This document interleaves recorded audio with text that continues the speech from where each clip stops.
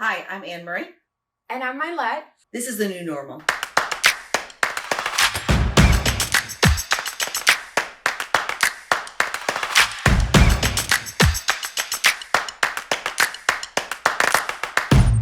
And today we have a new video that we're doing, or new kind of, idea that we're going to be trying out. And it is a mystery bag. A mystery bag filled with things that we don't know exactly what is in there. Exactly. So what it is, what it does, what we use it for, we don't know. Or how it makes us feel. Yeah. And we might have completely different perspectives on it. Yeah. So we're gonna pull out an object. And, it could remind us of something from, pre-cancer or post-cancer. So we'll just see where it's going to take us. Who knows? We're on this road. Let's go. Okay. All right. I'm nuts. This is...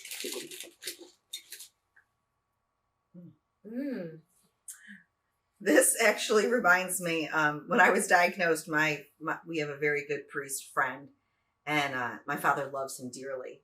And he came over my house to give me a blessing before treatment and everything. And when he walked in, I jokingly said, "Are you here for my exorcism?" But I thought it was so sweet and kind. And it while it wasn't benefiting me, so to speak, I mean, it was, but it was for my dad. And he needed that. He needed to have that moment. While I'm not super religious, I am spiritual. So it had a lot of meaning to it. Especially the priest that came. He was a great guy. That's awesome. So my initial thought with this was many conversations I had where I'm talking, right up to the heavens, and I would tell, God that I'm someday I know I'm gonna die, but it's not now, and I'm sorry, but I'm not gonna go up there right now. And right around my diagnosis, I think my aunt had passed away 2 years prior from a misdiagnosis. And, awesome, wonderful human being. And I just loved her so much. And I would just look up and be sorry, Leah, I'm not visiting you anytime soon. So.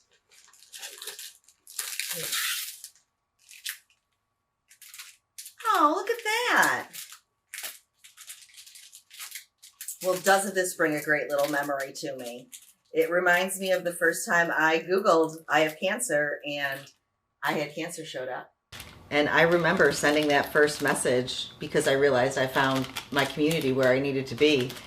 And just being a part of this from the beginning and watching it evolve from the site grow and change and, sharing my post and my stories there. I mean, there's just so many great memories there. As much as I hate giving cancer, a thank you, because I never would have met these people. But, if I could trade all of that for a cure or a way to stop cancer, I totally would, even though I met you. And, at the events, we had some really great people that came, and it's just a good memory. Yeah. Awesome. So I had cancer, not cooties. Who said that? So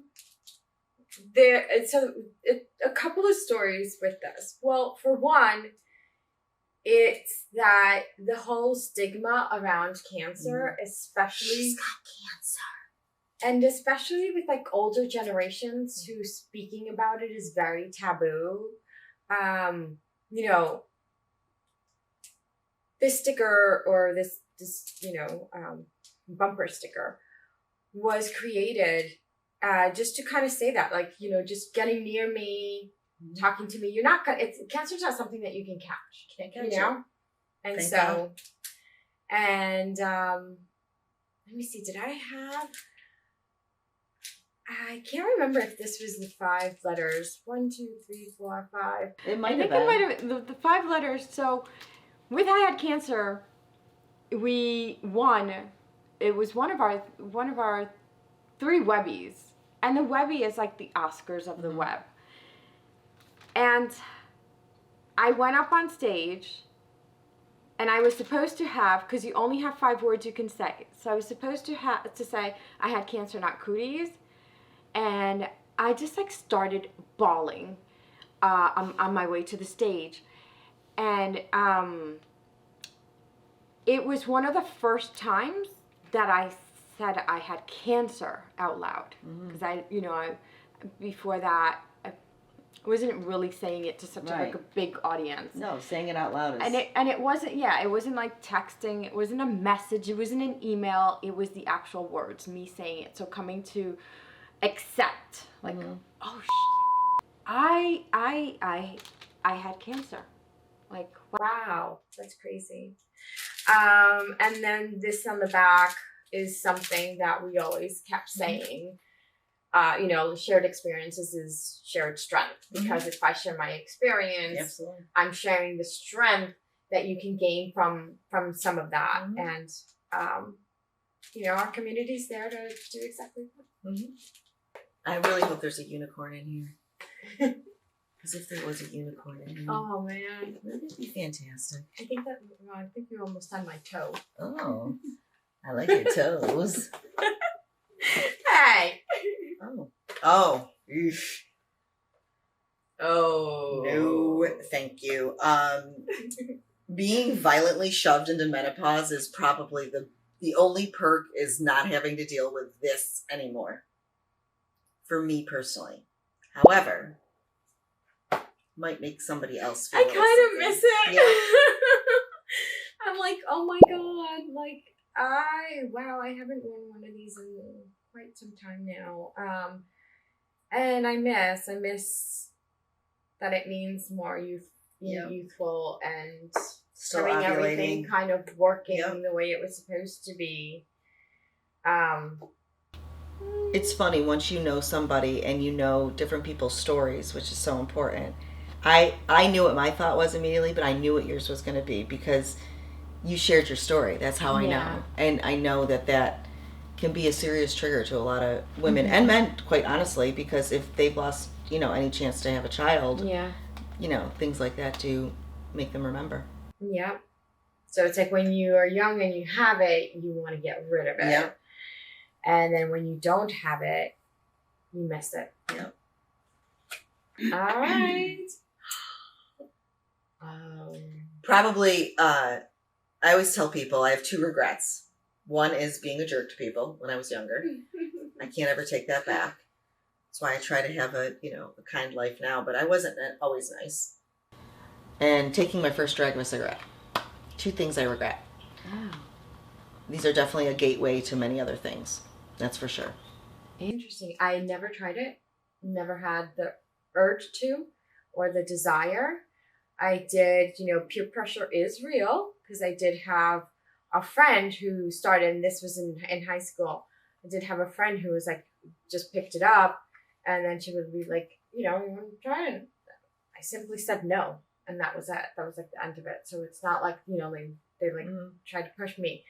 But yeah, I think there are cancers associated with this, and you just have to be really careful. But, there is one other point I want to make about that is we need to destigmatize it a little bit as well, because just because somebody has lung cancer doesn't mean that they ever smoked a cigarette. That is a really good point. It's actually people who are diagnosed with stage 4 lung cancer are more likely to have not smoked a cigarette. It's the cancer that you can remove a lot of times that they're the smokers. But you can't say to someone who's been diagnosed with cancer, well, how much did you smoke? Right. Because guess what? They've already thought about that. Mm-hmm. Don't make them feel guilty for something that is in the past and they can't have changed. Yeah. Hopefully going forward they can, but you don't know everybody's situation and what they're going through, and you just shouldn't say, oh, how much do you drink? How much do you smoke? You took birth control? You can't say any of that. It just, there's enough guilt around it. Yeah. So I just want to throw that out there. Yeah, that's really, really interesting.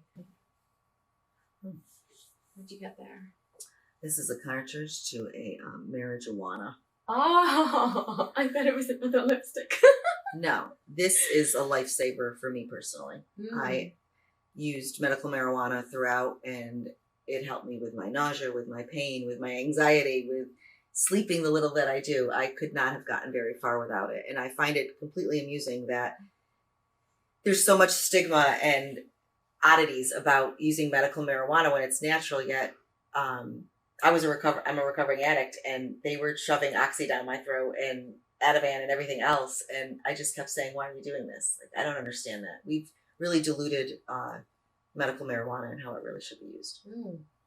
So I never tried any of this up until last year. I think it was last year.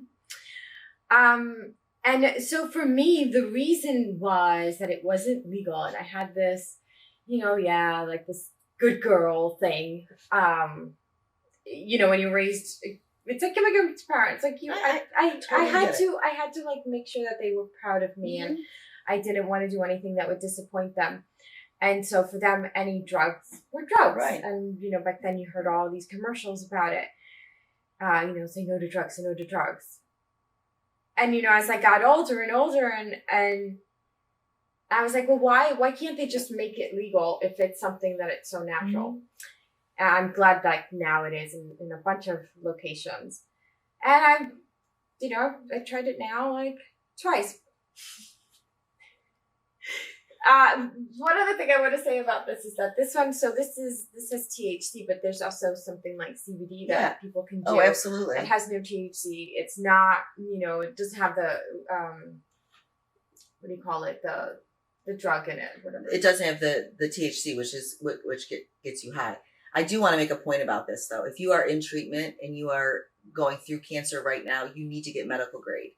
That is actually really, really important. You need to talk to your doctor about, going to a dispensary, getting a license so that you can get it medical grade. It's really, really important. What is the difference? Because if you're buying it off the street, you really don't know what's in it and how it was grown. Did they grow it with chemicals? Did they, just don't know what they're doing, what they're getting it down to the oil. What did they use? Did they use an alcohol base? Blah, blah.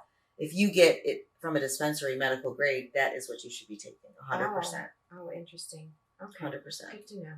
Medical grade. And CBD is great.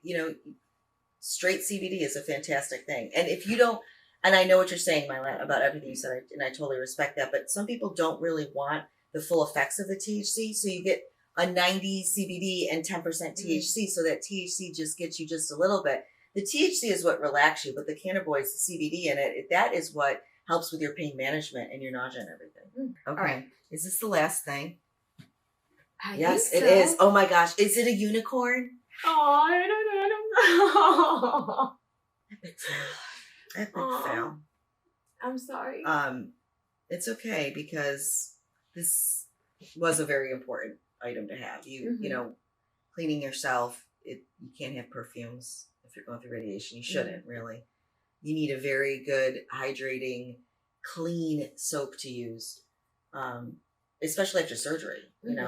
It's the only thing that works. And when your skin is that dry, you need something that's removed all the perfumes and everything else from it. You really, really do. Oh, interesting. Yeah, you want to get rid of everything. What's really interesting is that in the US, we allow so many more chemicals into our products than in Europe by quite a large amount. So looking for things that are healthier for you, for your skin, because whatever you're putting on your skin, I think it's like 60% of it gets absorbed by your body. Yeah, for sure. So if you're putting something with a ton of chemicals, you gotta be careful. You never know. So you never know. Exactly. My kids all use that too because they have horrible psoriasis and eczema. So, well. That was fun. I just want to say that I really hope there's a unicorn in here next time. Aww. I really, really do. Well, you have to manifest it, so you already put it out there. Now we can go take this and we can do potato sack races outside. What do you say? It might be a little cold, but... Oh, come on. Okay. You've been through cancer. You can handle this. You're right. And I take cold showers, so... Exactly. What am I talking about? Yes, let's do this. This is our new normal. What's yours?